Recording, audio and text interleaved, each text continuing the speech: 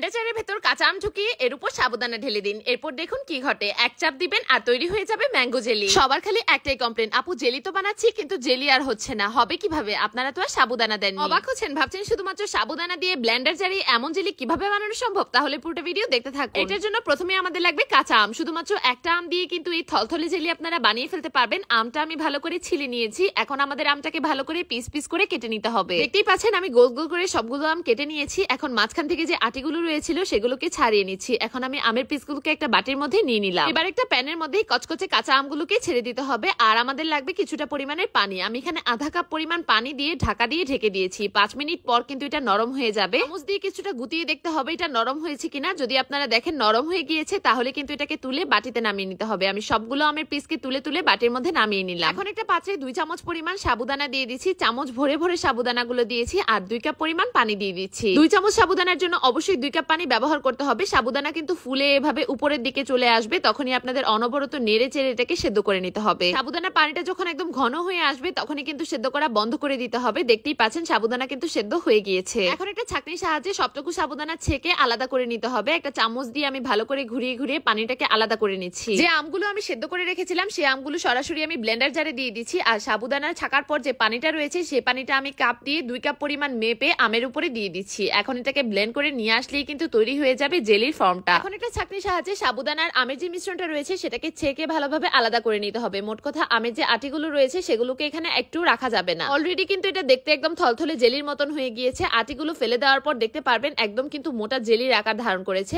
এখন যে বাকি সাবুদানার পানিটা ছিল সেটাকে এর উপরে দিয়ে ভালো করে মিশিয়ে নিচ্ছি। এই পর্যায়ে চুলোর আঁচ একদম বাড়িয়ে রেখে এটাকে নাড়তে থাকতে হবে। অনবরত নাড়তে নাড়তে কিন্তু দেখতে পারবেন থলথলে জেলির আকার এটা ধারণ করতে থাকবে। ভালো করে নেড়েচেড়ে কিন্তু সাবুদানার পানির সঙ্গে আমের মিশ্রণটাকে মিশিয়ে নিতে হবে। নাড়তে নাড়তে দেখতে পারবেন এর মধ্যে বলক চলে আসবে। বলক চলে আসলে কিন্তু আমাদের প্রয়োজন হবে চিনি। আমি এখানে 1 কাপ ভরে চিনি দিয়ে দিচ্ছি। আপনারা জেলির টক ভাবটা বুঝে শুনে কিন্তু চিনিটা এখানে দিবেন, যেহেতু আমটা অনেক টক হয়। এখন চিনি দেওয়ার পর আরো ভালো করে নেড়ে চেড়ে ঘনত্বটা যখন একদম কমে আসবে তখন এটাকে নামিয়ে নিতে হবে। আমি এখানে একটা কাঁচের জার ব্যবহার করছি, অবশ্যই কিন্তু কাঁচের জার ব্যবহার করতে হবে। এখন সম্পূর্ণটা জেলি আমি কাঁচের জারের মধ্যে ঢেলে নিচ্ছি। কাঁচের জার ব্যবহার করলে কিন্তু আপনারা বেশি দিন সংরক্ষণ করতে পারবেন। ছাড়া আপনারা যদি ভিনেগার ব্যবহার করেন তাহলে কিন্তু এটাকে মাসের পর মাস সংরক্ষণ করতে পারবেন। ভিনেগার ছাড়া করলে 7 দিন কিন্তু ফ্রিজে অনায়াসে সংরক্ষণ করতে পারবেন। এই জেলিটাকে বানিয়ে সাথে সাথে আপনারা সার্ভ করতে পারবেন। আমি সাথে সাথে আপনাদেরকে রুটির মধ্যে নিয়ে দেখিয়ে দিচ্ছি কতটা থলথলে জেলি কিন্তু হয়ে গিয়েছে। আপনারা যদি আরেকটু ঘন করে খেতে চান তাহলে কিন্তু এটা ঢাকনা দিয়ে ঢেকে লাগিয়ে রেখে দিবেন কিছুক্ষণের জন্য। তারপর খুলে পরিবেশন করলে কিন্তু দেখতে পারবেন একদম বাজারের কেনা অরিজিনাল জেলির মতোই কিন্তু থলথলে হয়েছে। কোনোদিনও কমপ্লেন করতে হবে না জেলি তো বানাচ্ছি কিন্তু জেলি হচ্ছে না। সাবুদানা ব্যবহার করলে 100% এরকম জেলিটা কিন্তু আপনারা বানাতে পারবেন। আর এরকমই সব নিত্য নতুন টিপস পেতে আমার পেজটি ফলো করে আমার পাশেই থাকুন। ধন্যবাদ। ভিডিওটি কে কোথা থেকে দেখছেন জানাতে কিন্তু ভুলবেন না।